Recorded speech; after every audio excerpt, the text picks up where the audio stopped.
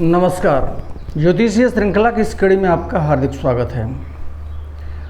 कुंडली में वैसे ग्रह जो मार्केस नहीं होते हुए भी अपनी दशा और अंतर्दशा में मारकत्व की भूमिका निभाते हैं और जातक को मृत्यु या मृत्युवत कष्ट प्रदान करते हैं।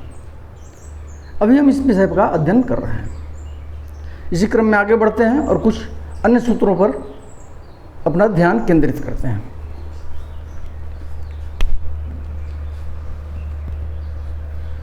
दशमेश, अष्टमेश, लग्नेश और शनि, इन चारों में से जो निर्बल हो वह यदि राहु के साथ बैठा हो तो तीन स्थितियां बनती हैं। क्या कहा जा रहा है? दशम भाव का स्वामी, अष्टम भाव का स्वामी, लग्न का स्वामी और शनि। इन चारों में से जो सबसे निर्बल ग्रह हो और उसके साथ राहु बैठा हो तो पहली स्थिति क्या है कि उस निर्बल ग्रह की दशा अंतर्दशा में जातक को अरिष्ट होता है।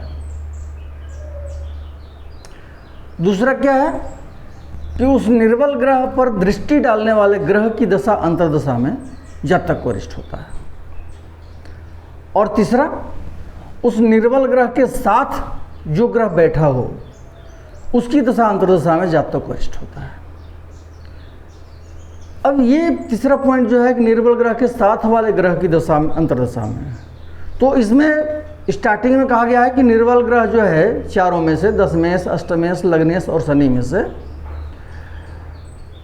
जो सबसे निर्बल ग्रह है और उसके साथ राहु बैठा है, तो राहु ऑलरेडी उस निर्बल ग्रह के साथ बैठा हुआ बतलाया जा रहा है, वो तो कंपलसरी है।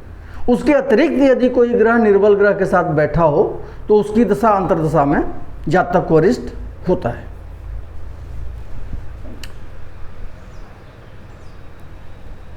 अगला सूत्र है, यदि अष्टमेश अष्टम में हो तो अष्टमेश की दशा अंतर्दशा में जातक रुग्ण होता है।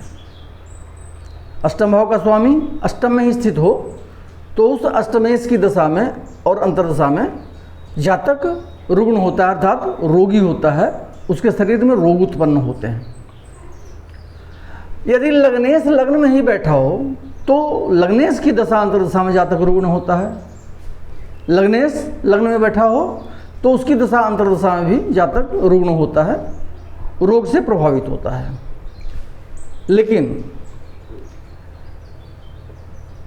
यदि अष्टमेश बली हो तो लग्नेश की दशा में जातक की मृत्यु होती है। किसमें? लग्नेश लग्न में ही बैठा हो और अष्टमेश बली हो तो वैसे लग्नेश की दशा अंतर्दशा में जातक की मृत्यु संभव होती है। अगला सूत्र है, इसमें दो सूत्र हैं। यदि जन्म लग्न शीर्षोदय राशि हो, शीर्षोदय राशि कौन सी होती है? मिथुन, सिंह, कन्या, तुला, वृश्चिक और कुंभ, ये हम जानते हैं, ये शीर्षोदय राशियां होती हैं। और यदि चर राशि, लग्न चर राशि का हो तो द्वितीय की दशा अंतर्दशा में शीर्षोदय राशि हो और लग्न चर राशि में हो। अब इस शीर्षोदय राशि में चर लग्न कौन सा होगा? चर राशि, तो ये तुला राशि इसमें चर राशि होगी। तो लग्न में तुला राशि हो, शीर्षोदय में से चर राशि, तो कहा जा रहा है कि यदि चर लग्न में चर राशि हो तो द्वितीय की दशा अंतर्दशा में जातक को अरिष्ट होता है। तो द्वितीय कौन होगा? जब तुला लग्न होगा तो द्वितीय भाव में वृश्चिक राशि होगी तो द्वितीय मंगल होगा। क्या है? शीर्षोदय राशि में लग्न हो और लग्न चर राशि का हो तो द्वितीय की महादशा और अंतर्दशा में जातक को अरिष्ट होता है। अब यदि लग्न स्थिर राशि हो, इन शीर्षोदय राशियों में से लग्न स्थिर राशि का हो तो लग्नेश की दशा अंतर्दशा में अरिष्ट होता है। अब इस शीर्षोदय राशि में स्थिर राशि कौन सी है? सिंह, वृश्चिक और कुंभ, ये 3 स्थिर राशियां हैं शीर्षोदय में।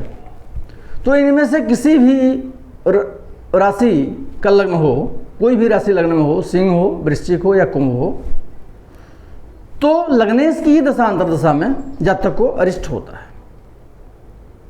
अर्थात यदि सिंह राशि हो यहाँ पे तो सूर्य की दशांतर दशा में, यदि वृश्चिक राशि हो तो मंगल की दशांतर दशा में, और यदि कुंभ राशि हो तो शनि की दशांतर दशा में जातक को अरिष्ट होता है। और तीसरा क्या है कि यदि लग्न द्विस्वभाव राशि हो, इन शीर्षोदय राशियों में से लग्न द्विस्वभाव राशि हो, तो इसमें द्विस्वभाव राशि कौन सी है? मिथुन और कन्या, ये द्विस्वभाव राशियां हैं। तो कहा जा रहा है कि यदि लग्न द्विस्वभाव राशि की हो तो राहु की दशांतर दशा में जातक को अरिष्ट होता है। शीर्षोदय राशि हो लग्न और लग्न में द्विस्वभाव राशि स्थित हो तो राहु की दशांतर दशा में जातक को अरिष्ट होता है। अब इसमें दूसरा पॉइंट क्या है कि यदि लग्नेश पृष्ठोदय राशि हो, पृष्ठोदय क्या है? मेष, वृष, कर्क, धनु और मकर, ये पृष्ठोदय राशियां होती हैं।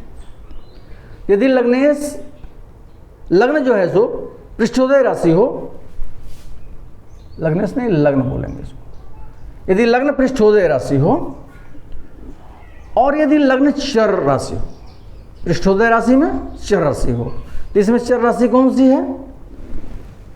मेष और कर्क, ये 2 चर राशियां हैं। पृष्ठोदय राशि में लग्न चर राशि का हो, अर्थात या तो मेष राशि का हो या कर्क राशि का हो, तो वैसी स्थिति में लग्न दृष्काणेश की दशांतर दशा में जातक को अरिष्ट होता है। लग्न दृष्काणेश मतलब लग्न जिस दृष्काण में है, जिस राशि के दृष्काण में है, उसके स्वामी की दशांतर दशा में जातक को अरिष्ट होता है। यदि लग्न स्थिर राशि में हो, पृष्ठोदय राशियों में स्थिर राशि में हो, कौन सी स्थिर राशि है यहाँ पे? वृष, ये स्थिर राशि है पृष्ठोदय राशियों में से। तो यदि वृष लग्न की कुंडली हो तो उसमें लग्न दृष्काणेश की दृष्टि जिस ग्रह पर पड़ती हो, उस ग्रह की दशांतर दशा में जातक को अरिष्ट होता है। लग्न के दृष्काण के स्वामी की दृष्टि जिस ग्रह पर पड़ती हो वृष लग्न की कुंडली में, तो उस ग्रह की दशांतर दशा में जातक को अरिष्ट होता है। और तीसरा क्या है कि यदि लग्न द्विस्वभाव राशि हो, इस पृष्ठोदय राशि में द्विस्वभाव राशि कौन सी है? धनु, ये द्विस्वभाव राशि है। तो अगर धनु लग्न की कुंडली हो तो लग्न दृष्काणेश के साथ जो ग्रह बैठा हो, लग्न के दृष्काण, लग्न जिस दृष्काण में है उसके स्वामी के साथ जो ग्रह बैठा हो, उसकी दशा अंतर दशा में जातक को अरिष्ट होता है। अगला सूत्र है, अगले सूत्र में भी 2 पॉइंट हैं। यदि तमोग्रह, तमोग्रह क्या है? राहु और केतु को हम तमोग्रह कहते हैं। तो यदि तमोग्रह लग्न सप्तम, अष्टम एवं द्वादश में हो, अथवा मार्केश से सप्तम में या मार्केश के साथ हो, तो ये मारक होते हैं। क्या कहा जा रहा है? तमोग्रह मतलब राहु या केतु यदि लग्न में, सप्तम में, अष्टम में या द्वादश में बैठे हों, या मार्केश से सप्तम में हो या मार्केश के साथ हो, तो वैसे तमोग्रह राहु या केतु मारक होते हैं। अगला पॉइंट है कि वृश्चिक अथवा मकर लग्न में जिसका जन्म हो उसके लिए राहु मारक होता है। कुंडली वृश्चिक लग्न की हो या मकर लग्न की हो, तो वैसे जातक के लिए राहु मारक की भूमिका निभाता है। और तीसरा पॉइंट क्या है कि षष्ठ, अष्टम अथवा द्वादश भाव में स्थित राहु यदि शुभ ग्रहों की दृष्टि अथवा संयोग से रहित हो तो वह कष्टकारक होता है।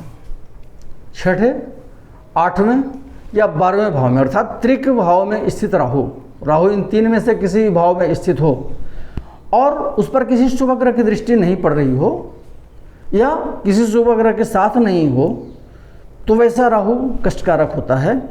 अपनी दशा अंतर्दशा में जातक को कष्ट देता है या मृत्यु प्रदान करता है। अगले वीडियो से हम जातक की मृत्यु का स्थान क्या होगा, किस स्थान पर जातक की मृत्यु संभव है, इससे संबंधित सूत्रों का अध्ययन करेंगे। नमस्कार।